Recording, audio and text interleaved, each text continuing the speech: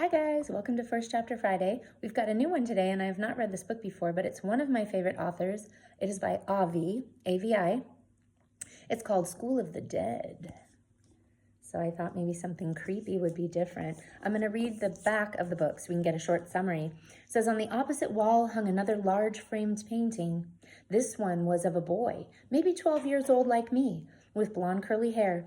His jacket and trousers were dark green. A white lace collar circled his neck like a fancy noose. His shoes were high-buttoned and polished. His hands were by his sides, balled in tense, tight fists.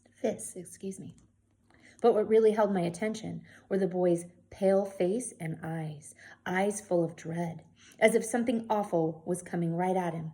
And oddly, I had the sensation I'd seen him before. Ooh. So really cool intro. So I'll read the very beginning. I don't think we'll read the whole first chapter because the first chapter is a little lengthy. So again, it's called School of the Dead. The first time Uncle Charlie came to live with us, he was alive. The second time he came, he was dead. Uncle Charlie was my mother's uncle, an 80-something bachelor who I saw only at Baltimore family gatherings, Thanksgiving, Christmas, and Easter. The men wore suits, button-down shirts, and ties. Uncle Charlie always came wearing a frayed checkered shirt, red suspenders, khakis, and worn loafers with tassels. What's more, his clothing was generally rumpled and not very clean. A small guy with a lean face, pug nose, and gloomy eyes, he didn't exactly party. More often than not, he sat alone in a corner, listening intently to the chatter, while clasping and unclasping his small, bony hands, but not saying much. When people asked him how he was doing, he'd talk vaguely about some group he'd just joined or the strange book he'd recently read, like Anglo-Saxon Magic or The Egyptian Art of Death. People tended to leave him alone. When he did not show up at those outings, I'd hear adults saying, "Any news about Uncle Charlie?" "Don't ask," was the usual reply, along with a shaking of heads, smirks, and rolling of eyes. In other words, compared to the rest of my family, Uncle Charlie was different. Maybe that's why I always sensed that there was stuff going on inside him. You know, locked up, secretive stuff. Not that I ever saw him do anything unusual. Though my cousins and I kept our distance, at some point one of us would usually whisper, "What's the deal with Uncle Charlie?" Took a while, but I found out. It all began during a family Christmas gathering. After the big dinner with people hanging around not doing much, I noticed Uncle Charlie, as usual, sitting off by himself, except he was staring at me. I had no idea why. Then I realized he was beckoning me over. Puzzled, we rarely talked, I went up to him. At first, all he did was gaze intently at me with his unhappy eyes, until, in a croaky voice, he said, "You're Tony, right? Ellie's son."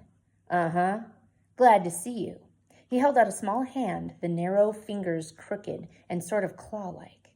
Not knowing what else to do, I shook. He was kind of weak. "What grade are you in?" he asked. "6th. "Perfect," he said, some light coming to his eyes along with a sly smile. Not only was it rare for Uncle Charlie to smile, but this was an "I know something you don't know" smile. Having no idea what it meant or how to respond, I backed away. Even so, during the next few hours, he kept glancing at me. It made me uncomfortable. Why should Uncle Charlie care about me?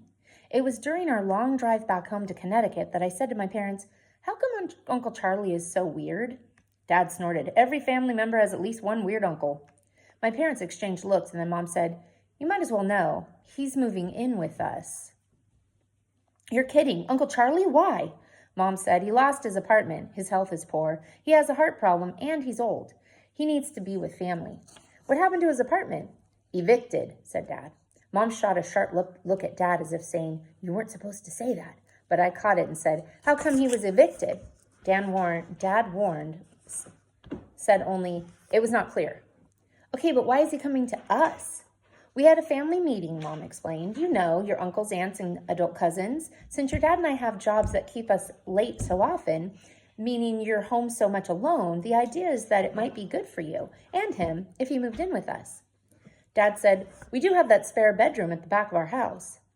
Mom added, he's actually fairly well off, has his own car and health insurance. To be brutally honest, Tony, I don't think Uncle Charlie has long to live. That heart, the main point, he is family. Inviting him to move in is the decent thing to do. It's hard to be old and facing death alone. I worried about what it was going to be like having Uncle Charlie live with us. Would I have to take care of him? Why had he been so curious about me? What was that secretive smile all about? And what was it like for him to be facing death?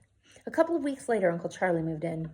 Now, I have to admit that once Uncle Charlie was around, my feelings about him changed because he had changed. He was clean, neat, wore regular clothing. He smiled, had energy, and was happy to talk about lots of things, interesting things. I did not have to take care of him, just the opposite. Within a month of his coming, I stopped minding that my parents worked so late. When it happened, I went to Uncle Charlie for what I needed, driving me places, getting things. I listened to his stories and his jokes, which he told a lot. I got the dinners I wanted, mac and cheese, pizza, hamburgers, fries, ice cream. If I needed advice, school, friends, Uncle Charlie gave it. In other words, he turned out to be a cool guy. Of course, sometimes when we'd go somewhere, he'd suddenly stand very still and gasp, "Hold it!" trying to catch his breath. When he finally did, he'd just grin and say, "Not dead yet." When I asked him, "Uncle Charlie, how come you're so different from the way you used to be?" "Tony," he said, "it meant a lot that your folks invited me here. At my age, it isn't fun being alone. But you know what the best thing about living here is? You. I love being with kids. You most of all. For an old guy like me, it's like having a new life." Okay, life. But the thing was, it hadn't taken long for me to realize that it wasn't this life that interested Uncle Charlie. What fascinated him was the next life, what he called the other side. As we got to know each other, Uncle Charlie told me wild stories about things that had happened to him, stories not even my mom, his niece, knew. How he had traveled to out-of-the-way places like Nepal, Tasmania, and Chiapas, where he'd had bizarre adventures living with mystics, fakirs, and shamans. He told me about near-death experiences, talking to spirits. Of course, he added, things can get a bit out of control. Neighbors complain. "Who told you about that?" he asked, slipping in that sly smile of his. "Oh, sorry. Is that how you got evicted?" "Who told you about that?" he asked, slipping in that sly smile. I grinned. "Oh," he said, "some friends and I were trying to talk to the other side. Our meetings became a little, what do you kids say, rowdy. No big deal. If there was one thing in the world I hated, it was fake. High on my hate list were adults who faked enjoying doing kid stuff. But Uncle Charlie loved kid stuff. He and I spent hours playing video games filled with wizards, vampires, and warlocks. We watched TV shows about ghosts and phantoms. He read me spooky stories by Poe, Stevenson, and Lovecraft, his croaky voice making them really eerie. When I got home from school, we might even go to the shabby theater he'd somehow discovered, which showed old black and white movies about the supernatural, like Night of the Living Dead. After those films, we'd go to what became Uncle Charlie's favorite store, the Witch's Basement. I had no idea how he'd found it, but the store was packed with fantasy books, games, and costumes. Halloween every day of the year. It was fun. So this is a pretty lengthy chapter, so I'm going to stop there.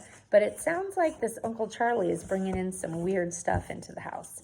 Again, it's called School of the Dead by Avi. I hope you enjoyed, and we'll see you next time.